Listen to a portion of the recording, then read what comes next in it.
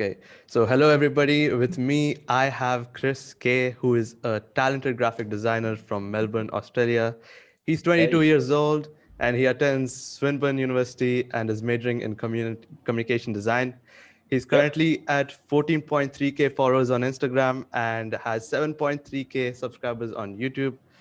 And he's the reason I actually started my own Instagram page, which is called True. rp.creator.page. You can check That's it out. awesome. Link will be in the description.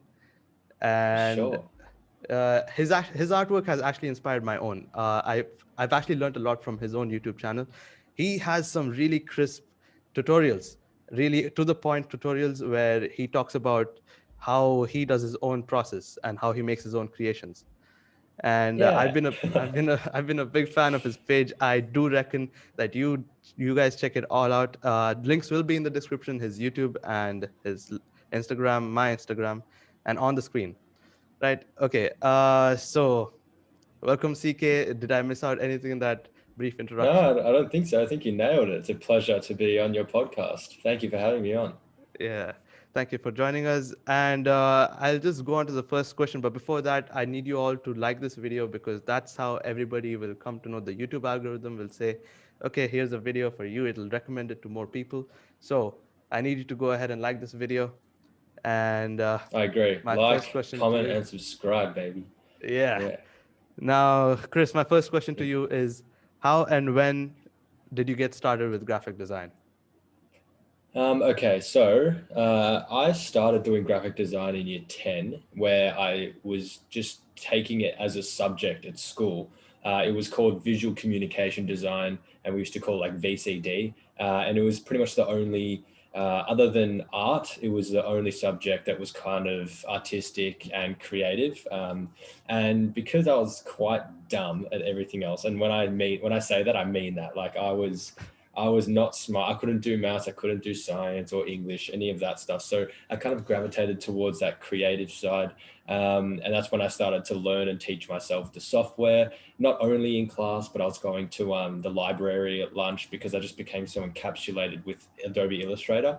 Mhm. And that's where I really started to get ahead of the, not only the class, but just kind of like, just like, no, I don't want to say everyone, but yeah, I was getting ahead of my class and teaching myself a lot of illustrated tips and tricks. And then I kind of just took it from there, decided that I wanted to turn into a business and make some money out of it. So yeah, I see. that's So how, you used Adobe Illustrator. That's how you started, right?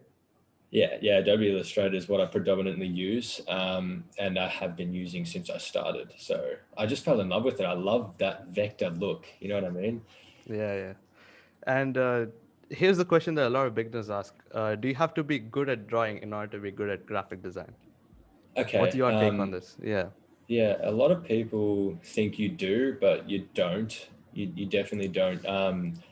I suck at drawing. I mean, I can copy something if I'm looking at it off the computer or something in real life, but just like drawing with something in your head and putting that onto paper, that is like that is so hard to do, and that is a completely different skill in itself.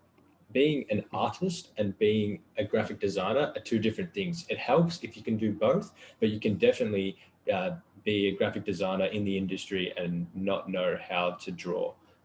Yeah. All right. Okay. And can you tell us more about your business, your brand, the style that you adapt to? Yeah, it's interesting because like I never really thought that I was going to be in this position. I mean, I always knew I wanted to own my own business, and then when I found my passion for graphic design, it made sense to combine the two. But I mean, I've had other jobs. I've been working in retail. I've done little side stuff just for money as a kid.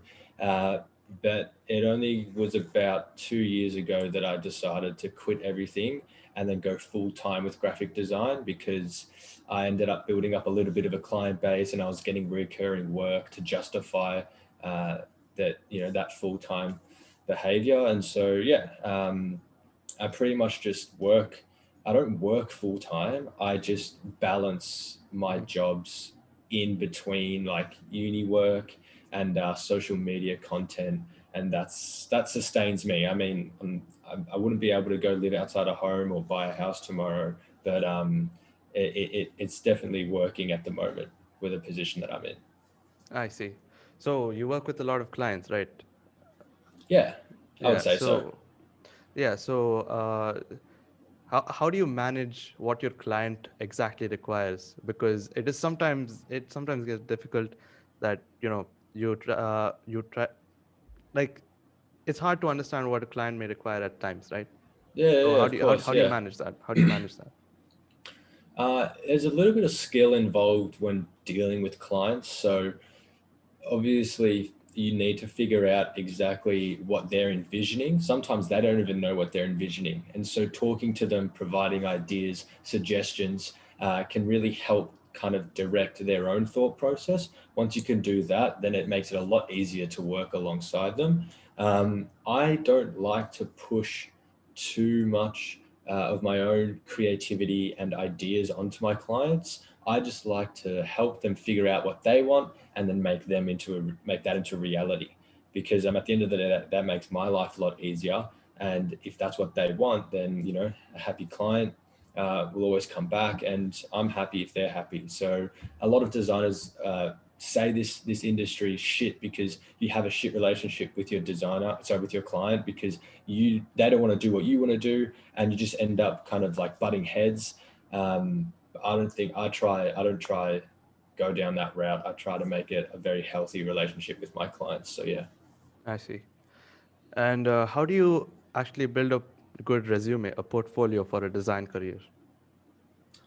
Um, I mean, just do work, as much work as you possibly can. Like, there's two types of portfolios. Like, if you're doing client work, then obviously you want to showcase the work that you've done for clients in real life, things that have been printed, things that are being used as signage, or businesses or brands that are actually um, working.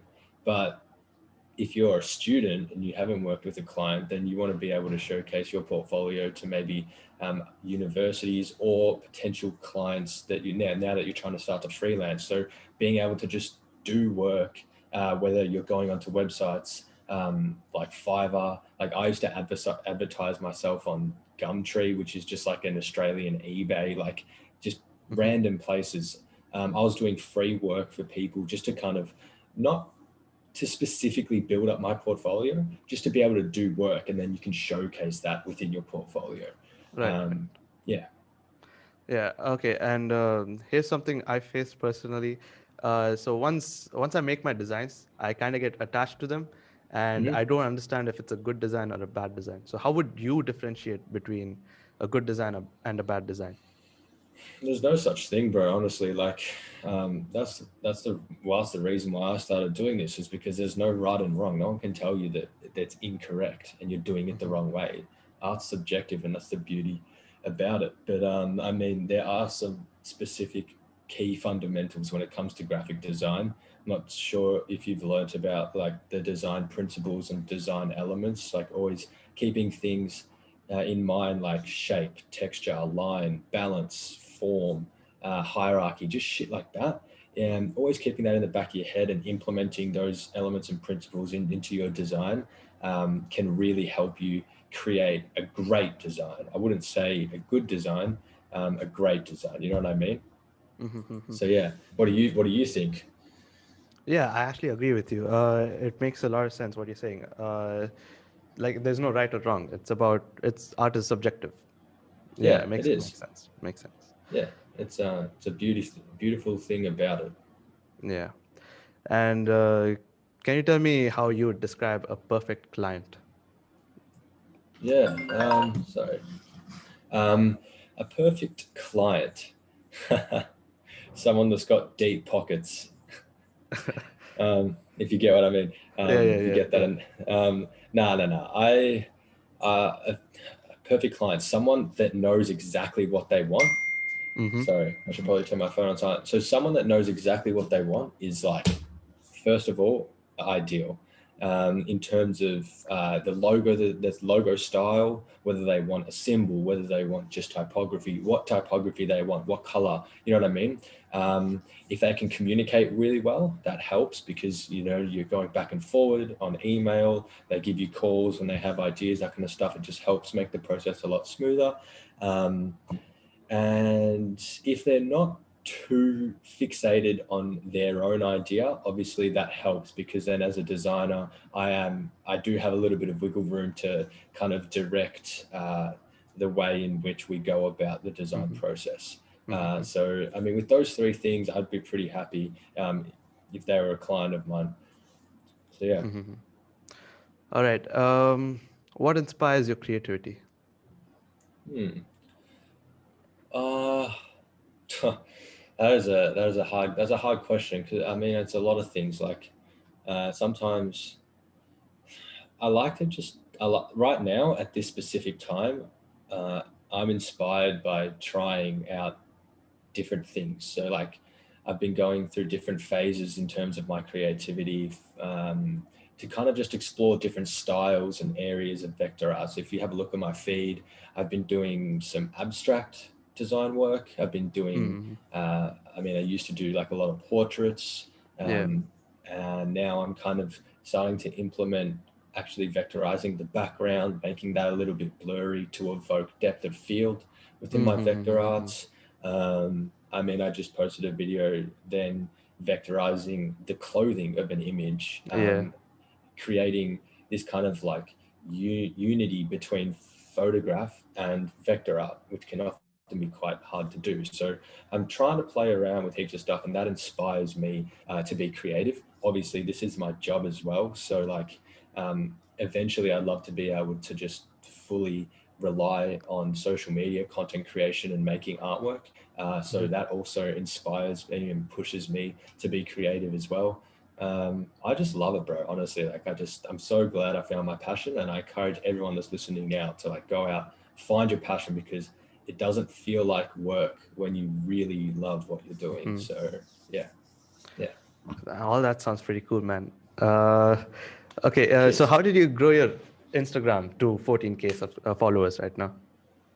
I mean, I started it like 3 years ago, maybe even a little bit over that. So it's Uh-huh. taken a while to get here. I've been Um, following you since like when you had 2,000 followers, and I've been watching really? you since then. Yeah. Are you kidding, bro? Nope. Holy shit, that would have been a while ago. You're an Yeah. OG. That's mad. I write that. Thank you. Yeah, I don't know. Like honestly, just being consistent, trying your hardest to be consistent, uh, replying to everybody's messages, like staying engaged with your audience, Mm-hmm. commenting, posting stories, stuff like that really helps. I mean, I only really kind of jumped to 14K as of somewhat recently when I became close friends with some of my photography mates, Mike, Yeah. Liam, and Mike, Hayden, Liam, who and all, Hayden. Yeah. yeah, they all have huge accounts. So like they obviously helped just even just naturally just by hanging out, and we're really close now, and I love those boys. But I mean, I can't kind of claim all of my followers as my own hard Mm-hmm. earned success, and I never will. You know what I mean? Because that's not what happened. So the boys did help me out to get to this point. But Mm-hmm. yeah, I mean, just hard work, bro. Honestly, it sounds kind of like sounds a bit, it's hard work. Mm-hmm. Also, where and how do people find you? As in, where do you put yourself out? Is it just Instagram, or do you have more social presence? Um, so as I told you, I started off. Okay, so I started off by doing uh, freelance work for friends at school, just random people that said, "Hey, I've got this idea. I need a logo." I was like, "Yep, I'll do it for you for free." Then it started to get a little bit more serious when people would come to me a bit more often. I'd start charging $10, $15 an hour. I was advertising myself on that Gumtree platform that I mentioned earlier and getting some really wacky jobs from that. I then went and worked for a business as their graphic designer um, Mm-hmm. for for a reasonably low wage, but in return, I actually made a lot of contacts. That's actually where I met the boys, and I was kind of like set up a good network. And yeah, I mean, the more work you do, often people come back. And yeah, that's how I started to really kind of get into like freelancing and yeah, that kind of stuff. I see. So yeah, that's all for the design, type of questions. Here are more general questions like, Yeah, for sure. what are all your income streams? Like, do you invest or is it just your business, so on? Yeah. Okay, so my main source of income is through freelancing. Uh-huh. Because my rate is quite high now. Um, it doesn't it doesn't, I don't have to do a lot of work to make a lot of money, which is nice. But obviously, the work that I'm doing is like my clients expect a lot from me because they're not paying like a cheap amount. So it's Mm-hmm. quite intense. It's quite intense relationship with everyone that I work with. So freelance, and then I mean I have a few investments in shares, Mm-hmm. um, which is interesting. I mean I'm not fucking expert in finance, but I've got some friends that study it and work in the industry, and we kind of invested in shares together. So there's that. What else? I mean, I just launched my website, so Right. people have been buying stuff off that. It is like I wasn't expecting it to be a huge success and kind of just be inundated with orders, but yeah, there have been orders, which is exciting, and so I mean, eventually the idea is that that becomes the main source of income. Um, and that is how I make all my money right now. Mm-hmm. Mm-hmm. Right now, yeah. So, So so how do your earnings actually compare to, back when you started in Gumtree and yeah, now? So how much do you charge? Like back then so and now? Yeah. yeah. Back then, I was charging on Gumtree $25 an hour. Mm-hmm. Um, Now I charge 75, so it's a bit of a jump. And because I'm not a I don't have a qualification. Like I'm not actually a graphic designer. And yes, it's a bit of an ambiguous industry. Like you can do the work, show that you know what you're doing, and then you can charge. Um, Unlike other industries, like to be a doctor, you need a fucking degree to be a Mm. doctor. Yeah. But at the same time, $75 an hour. I'm not too sure what it's like in your country, but in Australia, I mean, that's quite a high rate for a freelancer. Mm-hmm. Um, it probably averages around 30 $35, 50 if you're good. So it's just supply and demand, really. Like Yeah. I charge that much because I can only take on a certain amount of clients. So I'd rather a small amount of clients that are happy to pay 75 than a large client base that are busting my balls for $35 $40 an hour. You know what I mean? Mm-hmm. Um, in comparison from now to then, it's been quite a big jump. Like Yeah. obviously, I Yeah. had no idea that I would be full time freelancing like at this level 2 years ago. Like 2 years ago, I was working in a fucking fish shop. I kid you not, and I got fired from there because I rocked up late. Like, you know what I mean? So, I Mm-hmm. mean, a lot of things can change in 2 years. I don't know where I'm going to be in another 2 years' time, but yeah, I mean, like looking back, it's cool. It's cool to see. I mean, it's what pushes me to keep working. So, yeah. Yeah. Yeah. What about you, bro? What do you have any jobs? No, not really. I just do the freelance stuff. I actually, yeah. So I monetized some part of my graphic design, and Amazing. yeah. Again, thanks to you. Yeah, So fuck yeah, I mean, bro. that's all really. Appreciate it. Like I haven't really done anything beyond that. I just train on my computer science skills because that is what I'm actually gonna be later on. I'm gonna be an Yep, engineer, right? So yep. yeah, so I focus more on computer science, and I don't Okay. currently do much freelance. I'm trying to learn web development in order to design websites for people. And yeah, and web development does have like a good industry when it comes to freelance, It and does. it's Yeah, got you huge can money. charge a lot of money. Yeah, Yeah, huge yeah. money. Hundred So percent. yeah, But I'm just what are you passionate about? ah Like which that's one? kind of hard. Engineering or design? Like which one do you want to kind of go down? Okay, Or so the develop? degree I'm pursuing is actually computer science and design. So Okay. it's got both. So it's got the best of both worlds. So yeah, so I learn and yeah. So I'm actually more passionate about computer science, but design is something I also want to keep in mind, so that when it comes to product design later on in the future, when I try to do something, it's gonna help, be a lot of help. So Yep. that's my aim. I want to own my own business, my own, Yep. right? Yeah. Amazing, bro. And keep going with that, honestly. Like, just figure, as I said, figure out what you're passionate about and just start Yeah, working hard. yeah. Good to hear. So how does a typical productive day in your life look like? Well, I probably shouldn't admit this, but I wake up pretty late. Uh-huh. At the moment, I mean, I probably wake up close to midday, to be honest. But I work very late into the night. So um, usually I'll wake up if I've got nothing on, like in the morning, like a meeting or any form of work. Um, and the first thing I'll do, have a shower, eat some breakfast. I'll go make a coffee, and I'll bring my coffee to my desk and then start chipping away at work. So I usually have a to-do list that I kind of update every day, and then I might write a new one once I tick everything off. Mm-hmm. So I'll just open that up, have a look at like what I've got on. I kind of keep everything in my head. Like, I'm very structured in my head. I know what's coming up, what's going to stress me out if I don't start working on it and stuff, especially with uni. I've become very good with organizing and balancing the three. Um, but yeah, I'll literally just work um, and get distracted in between. Work means getting distracted, so I'll jump on my phone and stuff. But um, I like to balance some uni work, some client work, and then some social media stuff if I'm working on a YouTube video or whatever.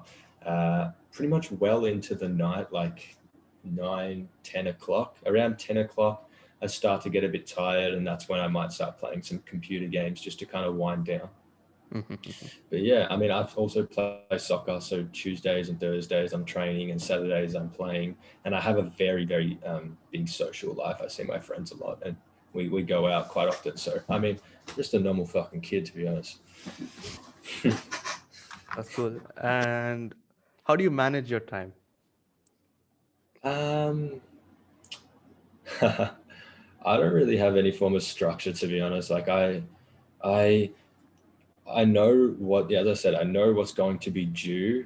And when things start to kind of like, it's like a fuse. When they start to get too close to the end of the bomb, Mm. that becomes the first priority.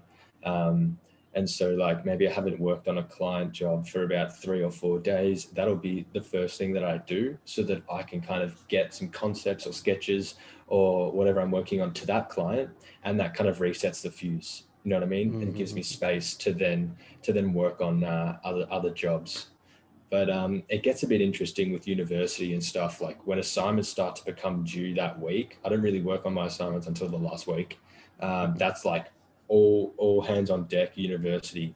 And then in between the lull periods after I submit assignments, that's when I'm like, okay, now I've got the time to work on a YouTube video because they take up heaps of time.